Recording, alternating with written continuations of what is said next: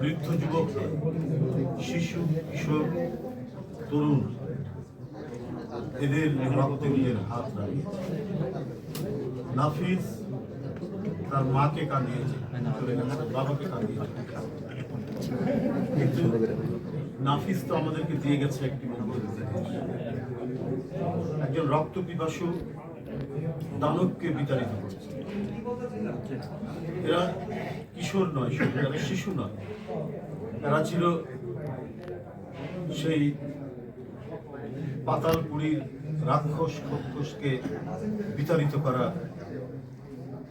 সেই বীরত্ব ব্যঞ্জক রাজকুমার, যারা নিজেদের জীবন দিয়ে আমাদেরকে মুক্ত বাতাস দিয়ে গেছে।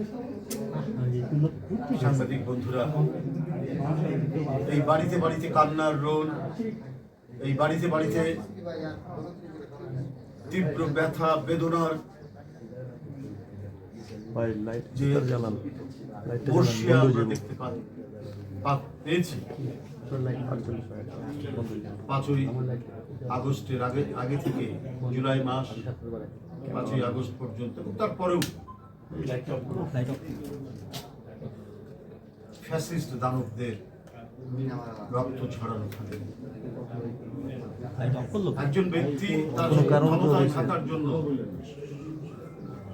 এমন কোন পন্থা নাই অবলম্বন করে। একটা নিষ্পাপ ফুলের মতো একটি কিশোর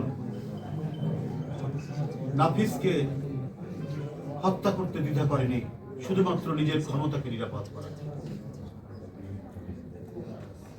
যিনি ক্ষমতাসীন ছিলেন তিনি আসলেই মানুষের রক্তে মাংসে গড়া কিনা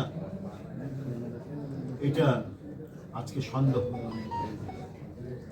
কত কথা বলতেন, স্বাধীনতার চেতনা, তার পরিবার 15ই আগস্টের কথা ইনিয়ে বিনিয়ে বলতেন, কাঁদতেন, কিন্তু নাফিজের মায়ের কান্না থামাবেন কি করে? মুগ্ধর মায়ের কান্না থামাবেন কি করে? আবু সাইদের মায়ের কান্না থামাবেন কি করে? এরকম অসংখ্য শিশু কিশোর যারা স্বপ্ন নিয়ে ইউনিভার্সিটি, কলেজ, স্কুলে পড়াশোনা করছিল, যারা তার পিতার সংসারের হাল ধরবার প্রত্যয় নিয়ে এবং ভালো মতো মানুষ হবে এই স্বপ্ন নিয়ে যারা স্কুল কলেজে পড়ছিল, আপনি সেই স্বপ্নকে আপনি ম্লান করে দিলেন, নিজে প্লেনে করে পালিয়ে চলে গেলেন, অথচ শিশু কিশোরদের রক্ত পাড়ি দিয়ে, রক্ত মারিয়ে আপনি আপনার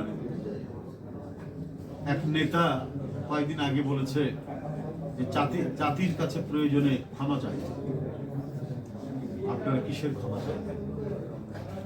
মানুষ তো আপনাদেরকে মনে করে আপনার মানুষ, আপনাদের 2 হাত আছে, কিন্তু আপনাদের এক হাত থেকে গলায়, আরেক হাত থেকে পায়ে।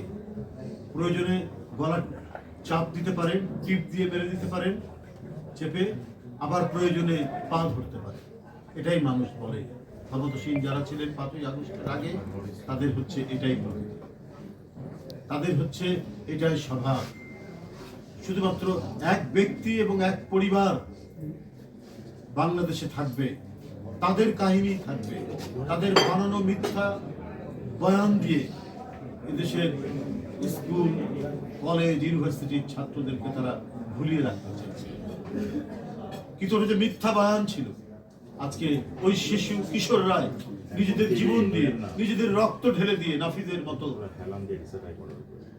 যার পেটে ঢুকে পিঠ দিয়ে বেরিয়ে গেছে গুলি, কিন্তু ওরা তো শুধুমাত্র মিথ্যা, অসত্য, অনাচার, লুটপাট, হরিলুট, এটার বিরুদ্ধে তো তারা দাঁড়িয়ে নিজের জীবন উৎসর্গ করেছে।